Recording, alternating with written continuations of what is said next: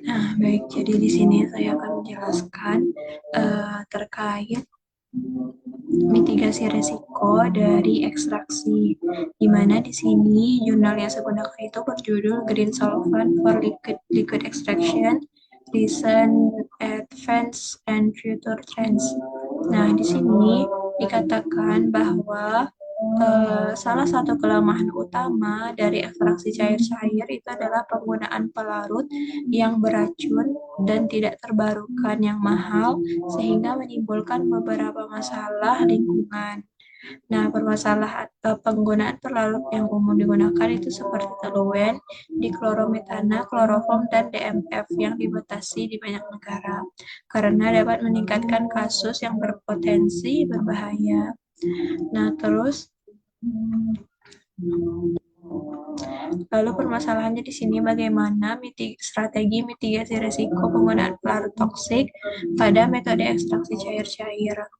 Nah, di sini itu sudah dikatakan bahwa dampak buruk dari penggunaan pelarut yang tidak diinginkan itu dapat dihindari dengan menggunakan pelarut yang ramah lingkungan.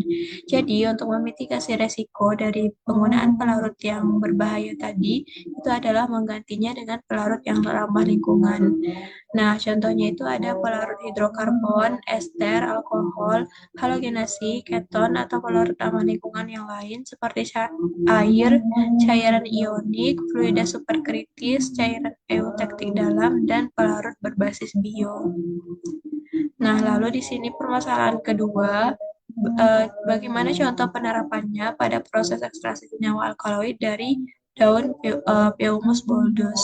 Nah, ini adalah jurnal kedua yang saya gunakan, itu yang dari Plants yang berjudul Green Extraction of Alkaloid and Polyphenol from Peumus boldus Leaf with Natural Deep Eutectic Solvent and Profiling by HPLC and HPLC KTOF.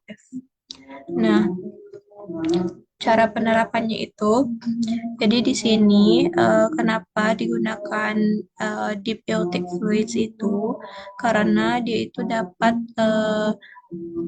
karena dia itu sifatnya itu mirip seperti IL atau cairan ionik, seperti stabilitas termalnya yang tinggi, tekanan uap yang rendah, dan volatilitasnya itu juga. Terus DES itu terkadang dikenal sebagai klasifikasi dari IL. Nah, selain itu, karena bahan baku sintesis murah, DSS ini memiliki biaya produksi yang rendah.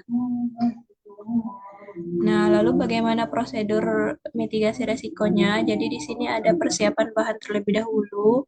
Yang pertama itu persiapan nadesnya. Nah, persiapan nades ini itu dibuat yang terdiri dari kolin klorida dan satu prolin sebagai donor ikatan hidrogen, dicampur dengan asam laktat, 1,2 propanediol, gliserol asam levulinat, asam sitrat, dan asam oksalat sebagai akseptor hidrogen ikatan hidrogen 3. Nah, selanjutnya bagaimana prosedurnya? Jadi di sini bahan tanaman atau daun Peumus boldus tadi dikumpulkan, lalu setelah itu disimpan dan dikeringkan selama 14 hari pada suhu kamar dalam kondisi gelap, kemudian digiling menjadi bubuk halus. Lalu bahan ini itu digunakan untuk semua prosedur, di mana semua nades itu digunakan sebagai larutan berair 80%. Nah, ekstraksinya itu sesuai dengan metodologi yang sudah dijelaskan, di mana bahan tanaman ditempatkan dalam tabung sentrifugasi kerucut 50 ml dan ditambahkan 10 ml pelarut nades, dengan tujuan untuk membandingkan hasil ekstraksi alkaloid pada peboldus, metanol, dan air digunakan sebagai pelarut kontrol dengan kondisi yang sama. Nah, selanjutnya itu kemudian suspensi. Nah, selanjutnya itu suspensi dikocok kuat selama 30 detik sampai diperoleh campuran kental. Kemudian dihomogenkan melalui ekstraksi pemanasan dan pengadukan.